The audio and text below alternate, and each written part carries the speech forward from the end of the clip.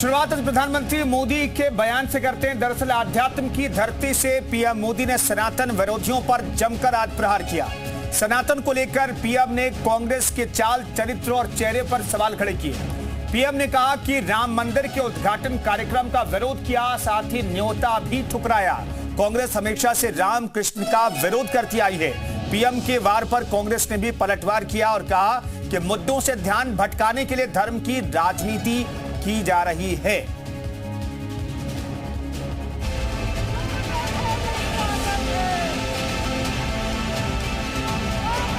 इस बार भी यहां पूरी शान से पंचकमल खिलने चाहिए।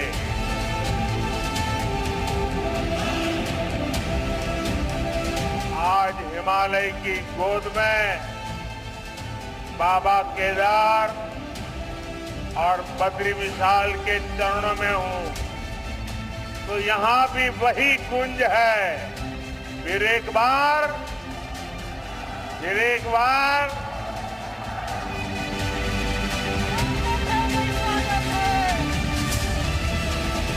प्रधानमंत्री नरेंद्र मोदी आज धार्मिक नगरी ऋषिकेश पहुंचे। यहां पीएम मोदी ने हिंदुत्व के मुद्दे को धार दी और साथ ही सनातन विरोधियों पर जमकर निशाना साधा।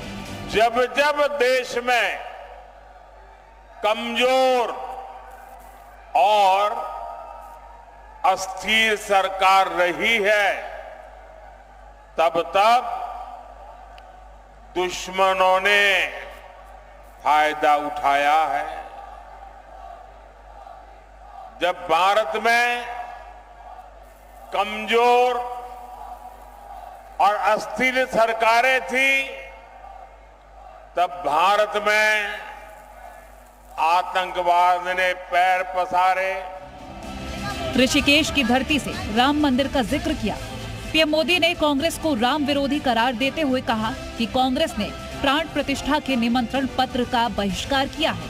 ये कांग्रेस ही है जिसने पहले राम मंदिर का विरोध किया, लेकिन इनका दिमाग कैसा है पता नहीं।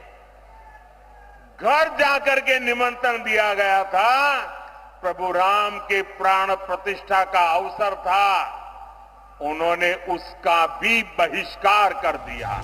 पीएम मोदी देवभूमि में थे, लिहाजा सनातन विरोधी बयान वीरों पर चुन चुन कर हमला बोल रहे थे। पीएम ने राहुल गांधी के शक्ति वाले बयान पर भी पलटवार किया है। अब तो कांग्रेस ने प्रण लिया है, सार्वजनिक रूप से घोषणा की है कि हिंदू धर्म में जो शक्ति है उसका विनाश करेंगे। ये कांग्रेस शक्ति स्वरूपा मां धारी देवी, मां चंद्रबदनी, मां ज्वालपा देवी की शक्ति को खत्म करना चाहती है। उधर पीएम के प्रहार पर कांग्रेस का कहना है कि इन मुद्दों से ध्यान भटकाने के लिए धर्म की राजनीति की जा रही है। कि प्रत्येक परिवार की एक महिला को 1 लाख रुपए सालाना, किसानों का कर्ज माफी, एमएसपी का हम ये देने जा रहे हैं। अब प्रधानमंत्री जी इस पर बोल नहीं पा रहे हैं, तो इसलिए वो धर्म की राजनीति को डालना चाहते हैं और मुद्दों से ध्यान भटकाना चाहते हैं। जनता मुद्दों पर जा रही है। भारतीय जनता पार्टी का सुपड़ा साफ होने जा रहा है। अब उनके पास कुछ भी उपलब्धि बताने को नहीं, इसलिए वो चुनाव को धार्मिक बनाना चाहते हैं। बहरहाल सनातन के अलावा पीएम ने भ्रष्टाचार और परिवारवाद के मुद्दे पर भी कांग्रेस को तीखे तेवर दिखाए हैं। ब्यूरो रिपोर्ट, ज़ी मीडिया।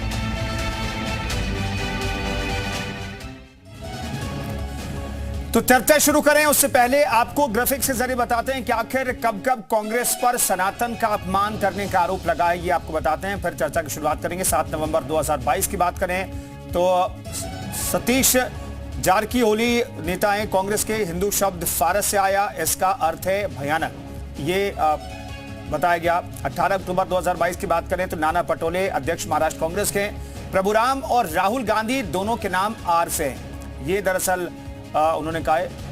तो अगली प्लेट हम आपको दिखाते हैं, नाना पटोले का बयान भी हम आपको दिखाते हैं। राहुल गांधी ने भी कई बार ऐसे बयान दिए हैं। राहुल गांधी ने कहा हिंदू धर्म किसी की हत्या के बारे में नहीं कहता, बल्कि हिंदुत्व हिंसक है। यहां तक उन्होंने कहा। और हाल के बयान में आपने सुना होगा कि हम हिंदू धर्म एक शक्ति शब्द है, उससे लड़ रहे हैं। ये बयान दिया, उसी पर पलटवार किया प्रधानमंत्री नरेंद्र मोदी ने। तो आज के सवाल कौन से हैं ये हम आपके सामने रखना चाहते हैं, फिर डिबेट की शुरुआत करेंगे। बड़ा सवाल है, इंडिया पर कितना भारी है बीजेपी के सनातन मुद्दा, और इसीलिए क्या कांग्रेस के प्रवक्ता कह रहे हैं कि भाई हिंदुत्व के मुद्दे के तहत भी बातचीत कर लीजिए। क्या सनातन विरोधी छवि विपक्ष को भारी पड़ने वाली है, क्योंकि इंडिया गठबंधन के कई लोग जो हैं वो सनातन को लेकर के बयान दे चुके हैं। इंडिया पर कितना भारी है बीजेपी का सनातन मुद्दा, इस पर चर्चा हम करेंगे। तमाम मेहमान भी हमारे साथ जुड़ रहे हैं, उनसे तारुफ करा देते हैं आपका। सुरेश जोशी साहब हमारे साथ प्रवक्ता बीजेपी के मौजूद हैं। मथुरा दत्त जोशी हमारे साथ प्रदेश उपाध्यक्ष कांग्रेस के जुड़ेंगे। धर्मेंद्र गिरी महाराज हिंदू धर्म गुरु हमारे साथ मौजूद हैं। दोनों मेहमानों का स्वागत है। हमारे साथ मथुरा दत्त जोशी जुड़ेंगे, उनसे बातचीत करेंगे। लेकिन सुरेश जोशी साहब, कांग्रेस कहती है कि भाई मुद्दों से भटकाने के लिए यह हिंदुत्व का मसला उठाया जाता है। वाकई में ऐसा है कि आप लोगों के पास मुद्दे नहीं है या फिर उपलब्धियां नहीं है जिसकी वजह से हिंदुत्व का जिक्र बीजेपी के नेता बार बार कर रहे हैं?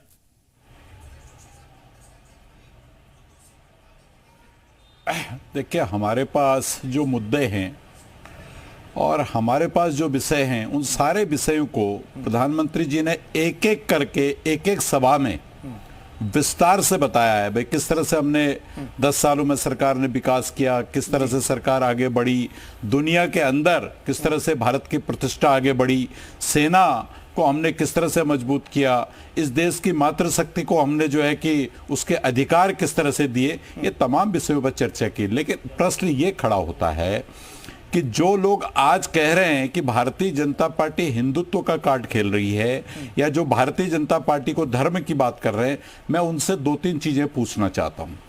भाई ये देश जो भारतवर्ष है, जो ऋषि मुनियों की तपस्थली है, दुनिया के अंदर भारत को एक ऋषियों की भूमि माना जाता है।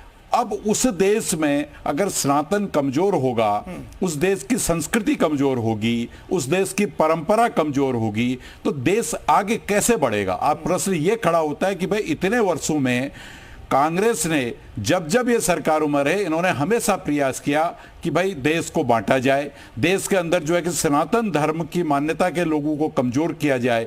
अब राम मंदिर का जिक्र आ रहा है, मैं इनसे ये पूछना चाहता हूं कि इनको राम विरोधी हम क्यों नहीं कहेंगे? पार्लियामेंट के अंदर कांग्रेस के सांसद पूछते हैं कि भाई रामलला हम आएंगे, हम कहते थे रामलला हम आएंगे मंदिर वहीं बनाएंगे, तो ये हमारी मजाक बनाते थे, रामलला हम आएंगे मंदिर वहीं बनाएंगे लेकिन तारीख नहीं बताएंगे। इस तरह के मजाक होते थे। हद तो तब हो गई जब इन्होंने पार्लियामेंट के अंदर यह भी पूछ लिया कि राम भगवान कितने बजकर कितने मिनट पर पैदा हुए, यह प्रमाण ये हमसे मांगने लगे।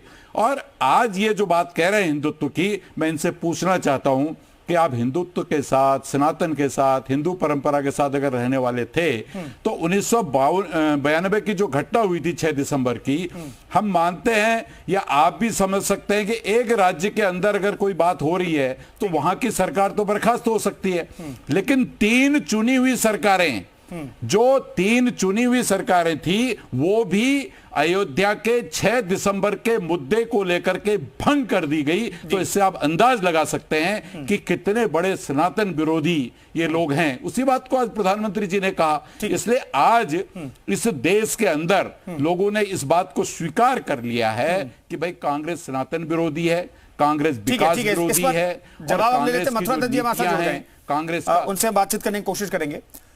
मथुरा दत्त जी, आपको आवाज मिल रही है?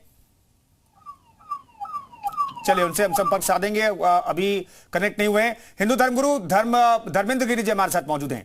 धर्मेंद्र गिरी साहब, ये बीजेपी तो हिंदुत्व की बात करती है, सनातन की बात करती है, लेकिन विपक्ष कह रहा है भाई हिंदुत्व की बात मत कीजिए, सनातन की बात मत कीजिए, रियलिस्टिक मुद्दों की बात कीजिए। तो क्या हिंदुत्व की बात किए बगैर, हिंदुत्व का नाम लिए बगैर, हिंदुत्व के सहारे और बिना सनातन की शक्ति के देश चल सकता है क्या? देखिए, भारत भूमि सनातन भूमि है और सनातनियों की भूमि है और यहाँ किसी प्रमाण की आवश्यकता नहीं है।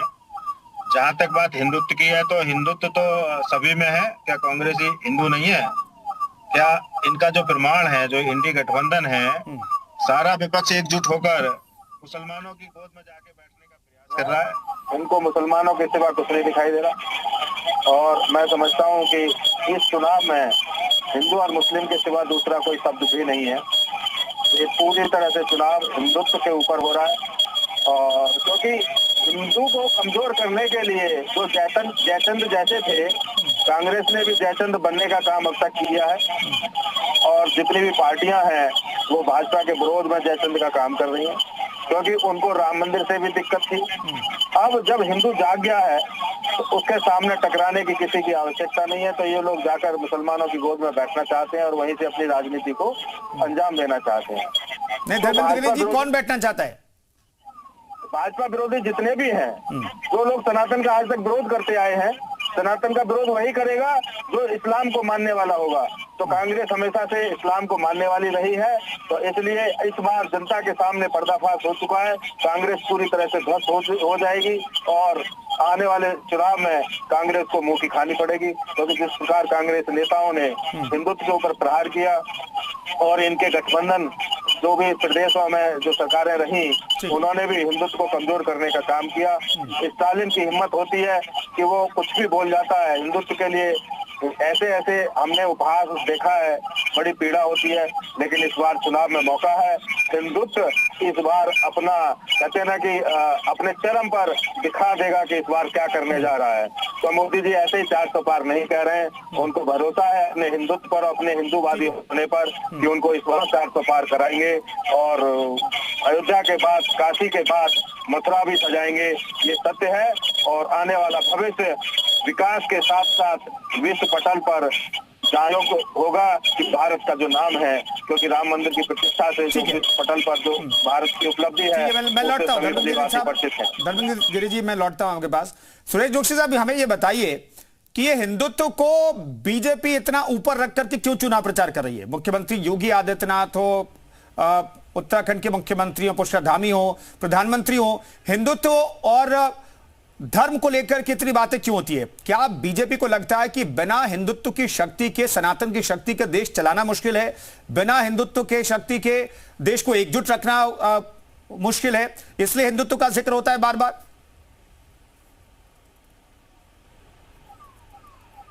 देखिए, पहली बात तो मैं आपको ये बताऊं कि जो हमारा हिंदू धर्म है, जो हमारा सनातन है, वो भाईचारे की भावना से चलता है। वो हमेशा जो है कि सब लोगों को साथ लेकर के चलता है।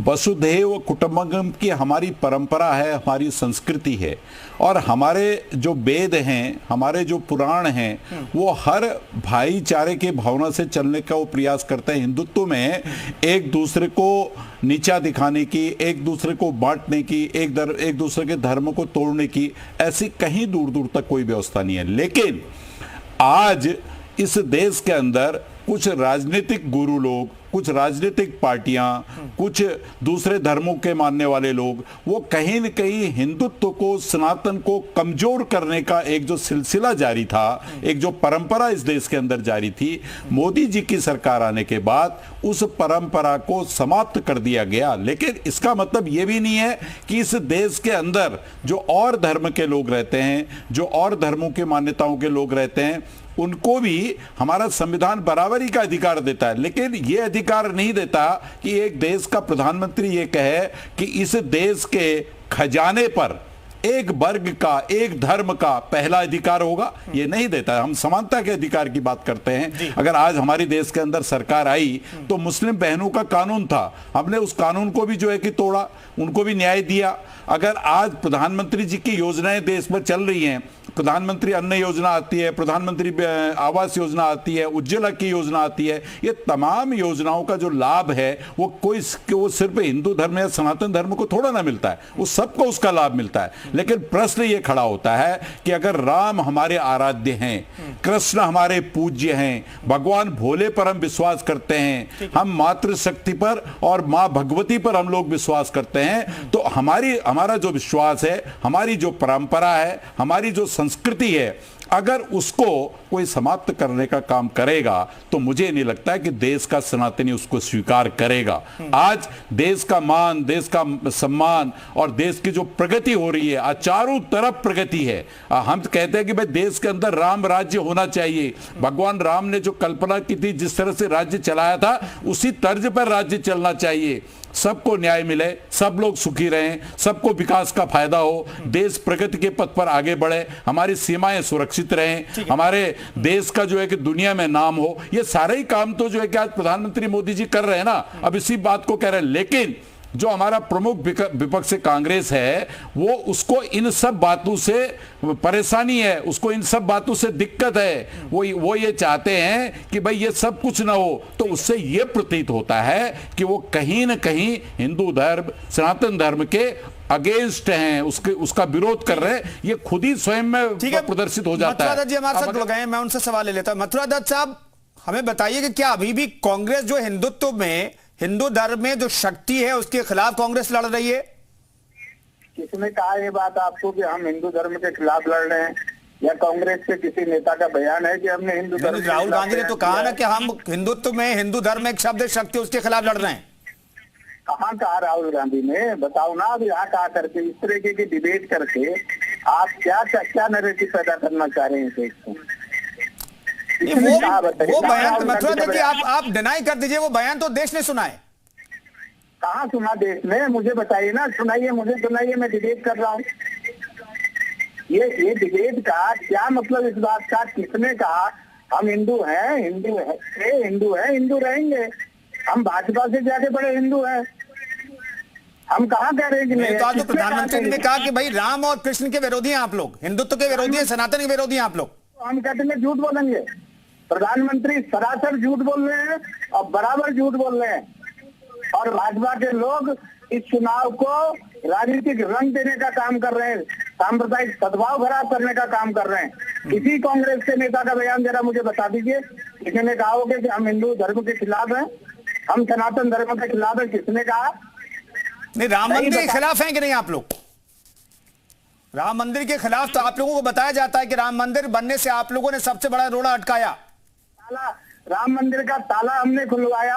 राम मंदिर में भूमि पूजन विश्व हिंदू परिषद के साथ मिलकर कांग्रेस की सरकार ने कराया, राजीव गांधी की सरकार ने कराया। कहाँ की आप इतिहास को कहाँ तोड़ मोड़? जब वही राम मंदिर बन रहा था तो आपके नेता गए नहीं? हमारी मर्जी है, हम नहीं गए। अब कोई हिंदू धर्म के खिलाफ है, नहीं गए हम भाजपा के निमंत्रण पर।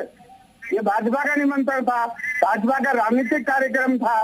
भाजपा कौन होती है राम मंदिर का उद्घाटन करने वाली? भाई आप लोगों को न्योता और सोनिया गांधी को न्योता तो ट्रस्ट ने भेजा था, बीजेपी ने थोड़ी भेजा था। ये भाई ट्रस्ट ने न्योता भेजा था, बीजेपी ने थोड़ी न्योता भेजा था। जोशी साहब, बीजेपी का कार्यक्रम था, कह रहा हूँ मैं। आज मैं फिर कह रहा हूँ व्यक्तिगत बीजेपी का कार्यक्रम है। और राम मंदिर का ताला कांग्रेस की सरकार ने खुलवाया। ये दावे के साथ कह रहा हूँ, इतिहास है गवाह है। नहीं, जिस तरीके से सुप्रीम अदालत से आप लोग कहते हैं कि वो सुप्रीम अदालत से राम मंदिर बना है, उसी तरीके से जिला अदालत के फैसले से वो ताला खुला था। भाई दोनों को आप बराबर तौर पर देखिए ना। आप कहेंगे कि भाई बीजेपी ने राम मंदिर नहीं बनवाया, लेकिन ताला खोलने का क्रेडिट आप लोग ले लेते हैं। वो भी तो अदालत के फैसले से खुला था।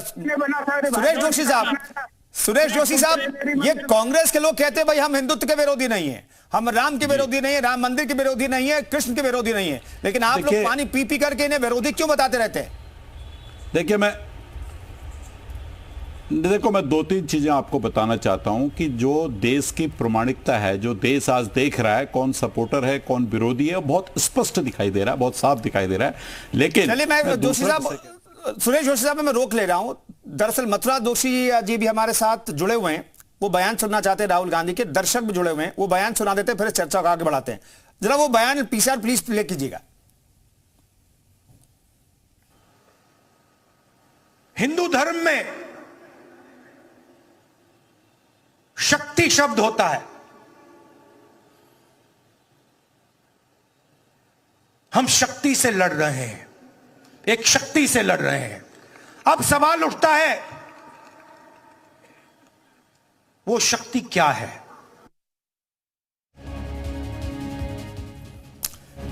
मथुरा जोशी साहब, आपने बयान सुन लिया, इसका मतलब कुछ और निकाल सकते हैं आप? हम ऐसी शक्ति से लड़ रहे हैं, ऐसी शक्ति से लड़ रहे हैं मतलब हम देश में अमन चैन बनाने के लिए लड़ रहे हैं। हम देश में सांप्रदायिक, मैंने तो हिंदू धर्म एक शक्ति शब्द है, उससे लड़ रहे हैं, ये कहने की क्या जरूरत है? उससे कहाँ लड़ रहे हैं हम? ये आप ये देखें। नहीं तो भाई लाइन टू लाइन मतलब निकाल लीजिए ना मथुरा जोशी साहब। क्या कहना है? हिंदू धर्म में शक्ति है और उससे लड़ रहे हैं। ये हमको मत बताइए कि हमने किससे लड़ना है और हमने क्या बोलना है, ये मत बताइए, आप हमको मत बताइए। नहीं, मैं आपको नहीं बताऊंगा, लेकिन जो कह रहे हो राहुल ठीक गांधी कह ने रहे क्या हैं। बताया था वो मैंने अपने दर्शकों को बता दिया है। सुरेश जोशी साहब कुछ कहना चाह रहे हैं? 10 सेकंड सुरेश जोशी साहब 10 सेकंड है मेरे पास। सत्य को स्वीकार करने का प्रयास करिए। देखिए, मैं पहली बात मैं बताऊं कि राम मंदिर के विरोध में जिस तरह से सुप्रीम कोर्ट में 22 वकील खड़े कर दिए गए, वो किसने खड़े किए? जिस तरह से राम जन्मभूमि के आंदोलन जब हुए थे, हजारों लोगों को जेल में डाल दिया गया, वो किसने डाला? जब 6 दिसंबर वक्त इतना ही था इस डिबेट के लिए। बहुत बहुत धन्यवाद तमाम मेहमानों का चर्चा में शरीक होने के लिए। तो हिंदुत्व के मसले पर कौन हिंदुत्व के साथ है और हिंदुत्व के खिलाफ है, ये जनता बहुत बेहतर तरीके से जानती है और जनता को तय करना है। फिलहाल एक छोटा सा ब्रेक।